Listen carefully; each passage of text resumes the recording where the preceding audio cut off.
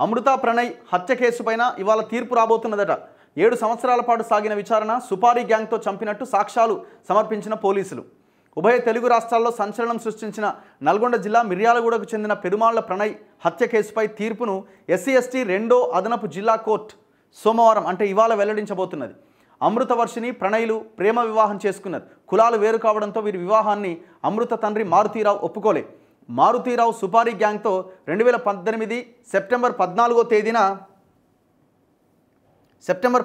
తేదీన ప్రణయ్ని హత్య చేయించాడు.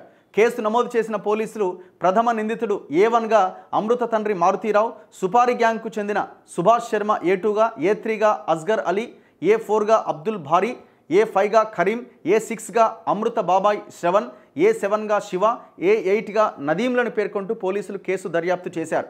7 ఏళ్ల పాటు కోర్టులో విచారణ కొనసాగింది. సుపారీ గ్యాంగ్ సహాయంతో తండ్రి మారుతీరావు చంపించినట్టు పోలీసులు సాక్ష్యాలు సమర్పించారు.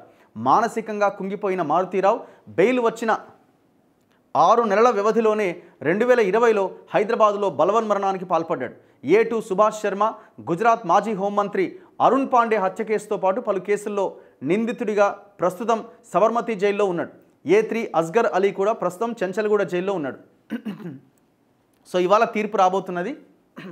ఈయన మన నల్గొండ ఎస్పీగా పనిచేసిన మన రంగనాథ్ గారికి బాగా తెలిసి కేసు కథ ఏంది, వ్యవహారం ఏంది, ఆ భూములు ఏంది, ఆ కథ వ్యవహారం ఏంది అనేది ఆయనకి ఇంకా బాగా అవగాహన ఉన్నది కేసు మీద.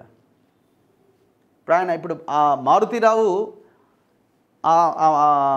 బెయిల్ నుంచి బయటకు వచ్చిన 6 months లోపే సూసైడ్ చేసుకుని చచ్చిపోయిండు ఏదో హోటల్లో. చాలా జరిగినాయి. ఈ ఆయన బయటకు వచ్చిన తర్వాత కూడా లావాదేవీలు, భూములు, కథ వ్యవహారాల విషయంలో ఆయన రకరకాలుగా హింసించి ఆ కేసు నుంచి బయటపడేస్తాం అట్లా ఇట్లా ఏదో జరిగినాయి. ఇంకా చాలా ఇది అయ్యేటట్లేదని ఆయన మొత్తానికి అటు ఇటు అయ్యేటట్టుందని వాడు చచ్చిపోయాడు. మరి కేసు ఇలా ఏమొస్తుంది అన్నది చూడాలి. కానీ మొత్తం ఇప్పుడు ఎవరైతే A2 నుంచి మిగతా వాళ్ళందరూ ఉన్నారో వాళ్ళ బాబాయ్ కాకుండా వాళ్ళంతా రకరకాల కేసులు అంతకుముందు ఉన్న వాళ్ళే, ఆల్రెడీ జైల్లో శిక్ష అనుభవిస్తున్న వాళ్ళే.